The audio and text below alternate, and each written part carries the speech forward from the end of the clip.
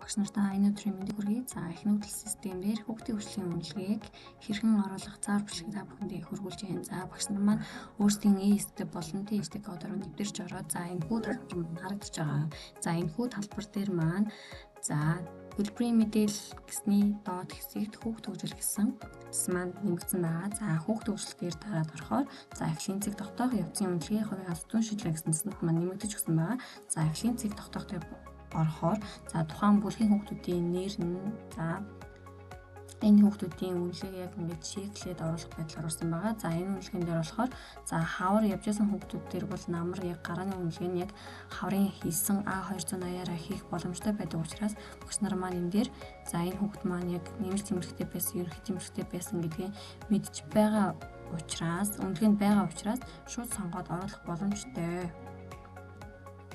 Явцын үнэлгээнд дээрээ дараад орохоор за ингээд тухайн бүлгийн хүүхдүүдийнхээ нэр маань ингээд хэрнгөө харагдана. За энэ дээр ажилтны тэмдэглэл, ярилцлагын тэмдэглэл, за үйлс гэсэн цэцнүүд маань харагдана. За энэ ажилтны тэмдэглэл, ярилцлагын тэмдэглэл дээр тоонууд маань болохоор бүгд тийг харагдана. За багш нь тест хийсэн байгаа учраас тоо харагдаж байгаа шүү. За одоо энэ амийн эрдэнэ гэдэг хүүхдээр ажилтны тэмдэглэл бичгээд оруулахын тулд үйлс гэсэн цэцний нэмэлт тэмдэг дээр дараад за ажилтны тэмдэглэл, ярилцлагын тэмдэглэл бичих үү гэдгийг аль нэг төрлөө бол сонгоно. За ажилтны тэмдэглэл, за чиглэлээ мөн сонгож өгөх боломжтой байгаа. За мөн тухайн хүүхдийн насыг сонгоод за мөн шалгуур сонгох боломжтой байгаа. За энэ шалгуур маань болохоор А280 за хүүхдийн хөгжлийн үнэлгээний шалгуурын 2 насны яг энэ шалгууртай яг аль нэгийг сонгоод бас ингээд оруулах боломжтой чиглэлийнхээ дагуу яг ингээд шалгуур маань гарч ирнэ. За мөн өдрийн дэглэмийн яг аль үйл ажиллагааны үед ажилтны тэмдэглэл бичснээ ингээд сонгож оруулах боломжтой. За тэмдэглэлээ тэгээд бичээд огноогоо сонгох боломжтой байгаа. Ингээд хадгалах. За ингээд хадгалахаар ингээд энэ хүүхдээр ажилтны тэмдэглэл маань ингээд ороод ирсэн нь харагдаж байна. За тухайн хүүхдийн нэрний урд байгаа кодон дээр дараад орохоор за ингээд бичсэн ажилтны тэмдэглэлүүд маань ингээд харагданаа. За энэ саяны оруулсан ажилтны тэмдэглэл маань харагдаж байна те.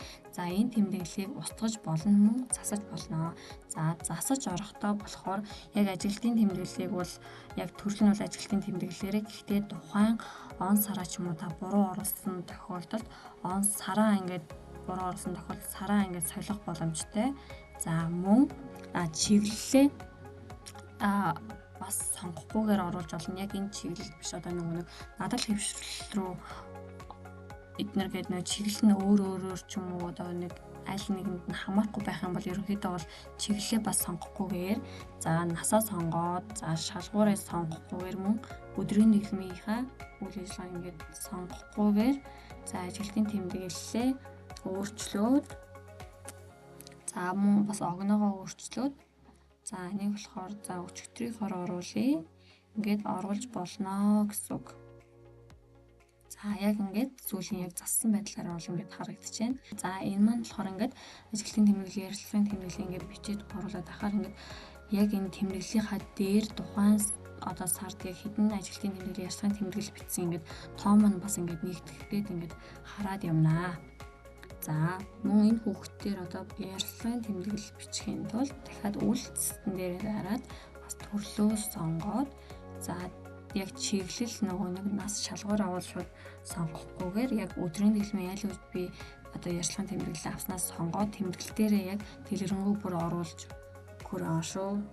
За мөн огноогоо сонгоод хадгалах боломжтой. За энэ дээр ингээд ярилцлагын тэмдэглэл, ажилтны тэмдэглэл ингээд харагдаад явж байгаа. За анхаарал хандуулсанд баярлалаа.